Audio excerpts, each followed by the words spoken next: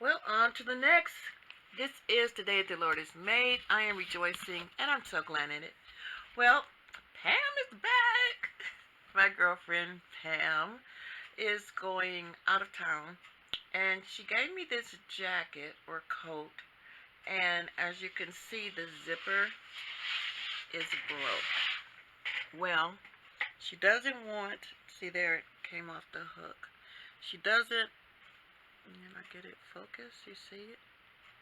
Yes, it came off the hinges. And she doesn't want another zipper put on. So she wants me to take this zipper off and do one of the things that I don't really like to do. But again, I'm trying to become great. I am self-taught. I am not school trained. But I thank God for the gift. And not pockets, buttons is not one of my better talents, let's say. But and I don't think buttons would work on this because with the zipper, as you can see, um, you can't overlap it because then that would take us. You can notice here we got this here, we got this here. This is where the zipper is inserted. But once I take this out, I'm gonna have to, sew this back up. The buttons would probably go like this, and then that's gonna take up more inches, and it's not made to be like that. It was zipped up, so you're not really, you know what I mean, you don't really have that much give as far as fabric goes. You can't add any.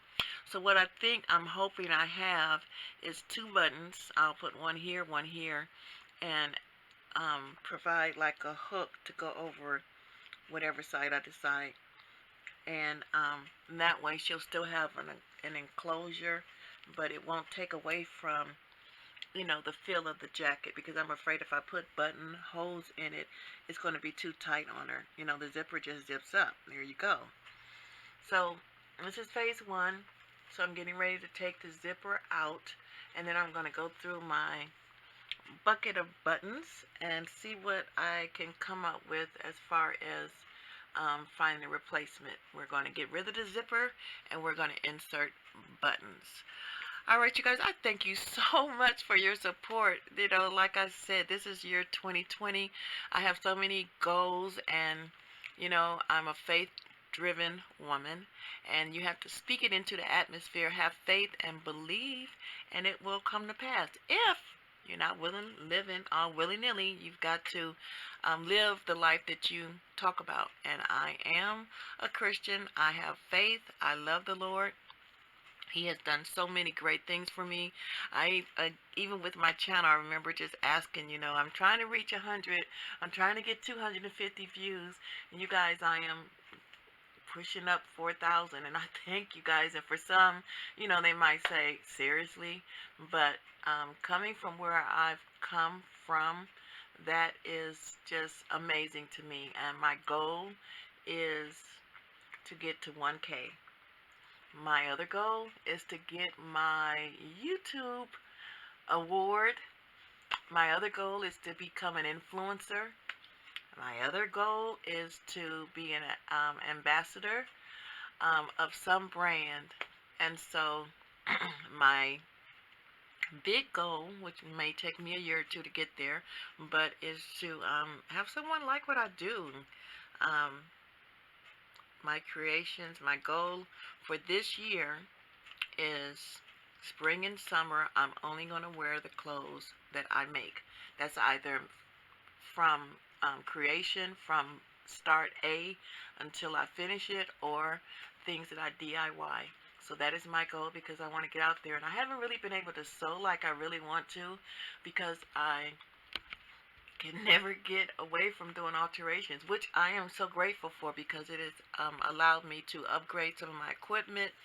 I pay tithes on anything that I receive from ripthewear.com, ripthewear by NETTE, Annette Kolbs Facebook, favorite because my Twitter. So I just thank God for his favors. All right, we are halfway there. I've removed the zipper, And as you can see, I have my pins in place. But while I was taking out the zipper, I noticed, well, this pocket is good.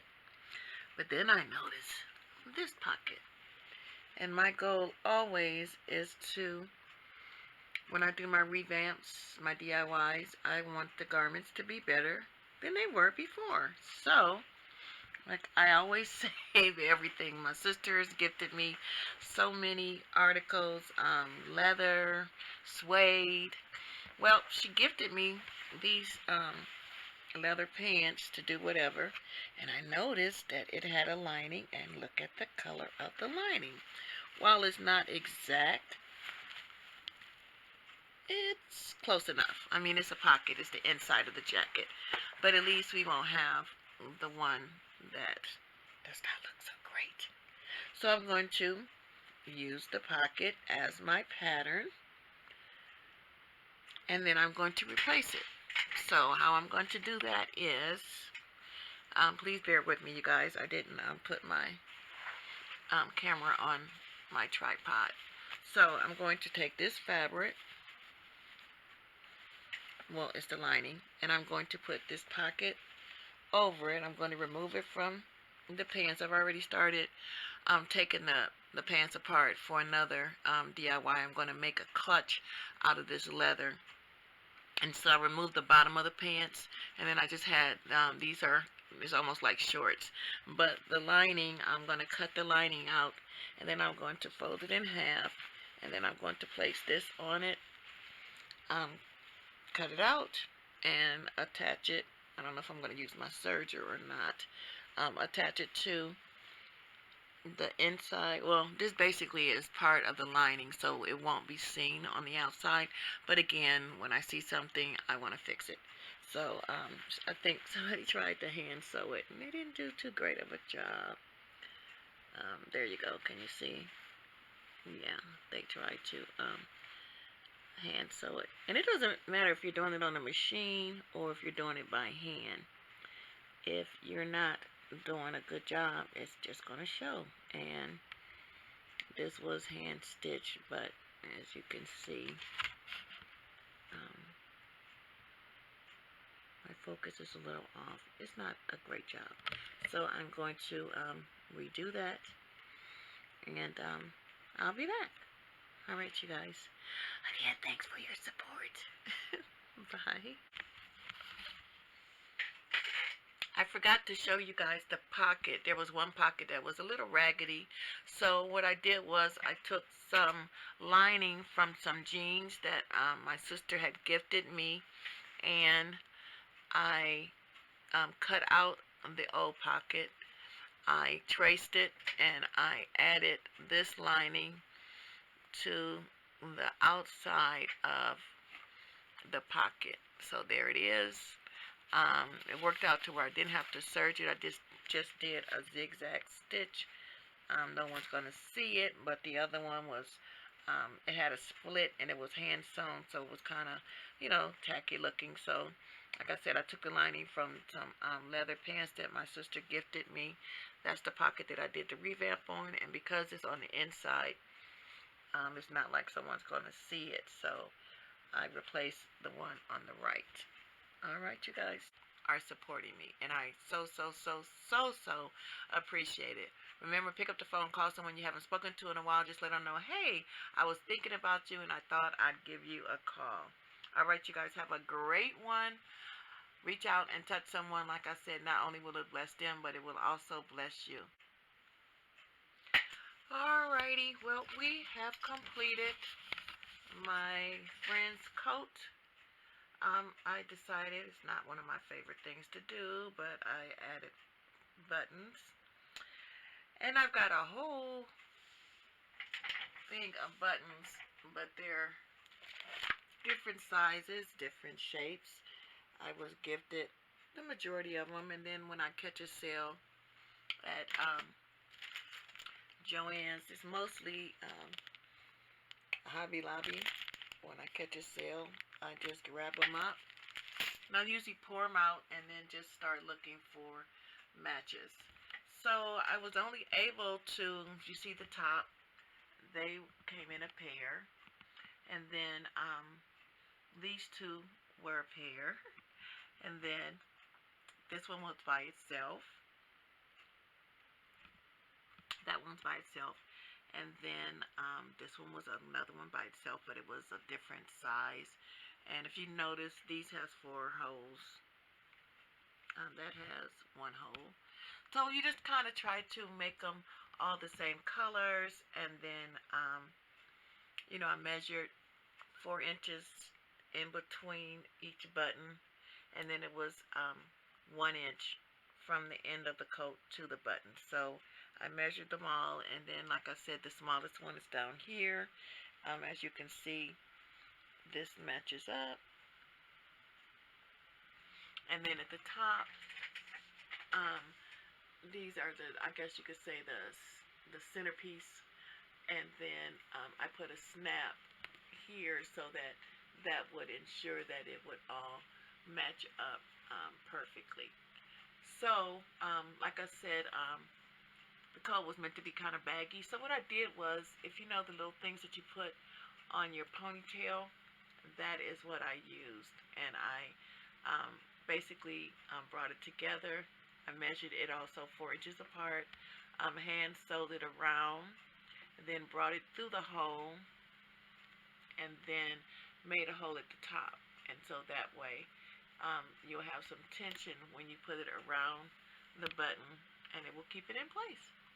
And so I did that with all of the buttonholes. And as you can see, they are all evenly spread apart.